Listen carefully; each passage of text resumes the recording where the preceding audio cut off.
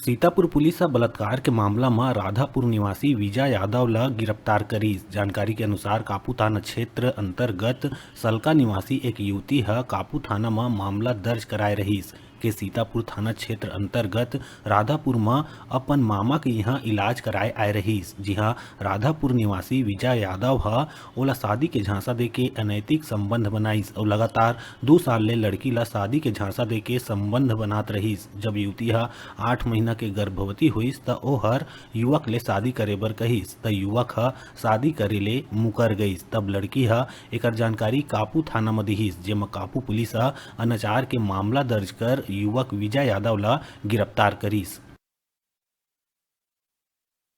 पीड़िता के द्वारा थाना कापू जिला रायगढ़ में आकर उस रिपोर्ट लिखाया गया कि सीतापुर क्षेत्र के राधापुर का निवासी विजय यादव पिता मुनेश्वर यादव के साथ के द्वारा शादी का प्रलोभन देकर उसके साथ अनवरत 2 वर्ष तक लगातार बलात्संग का घटना कारित किया गया था, जिससे वह गर्भवती हो गई थी और लगभग 8 महीना की गर्भवती थी। इसके बाद अभियुक्त के द्वारा शादी करने से इनकार किया गया,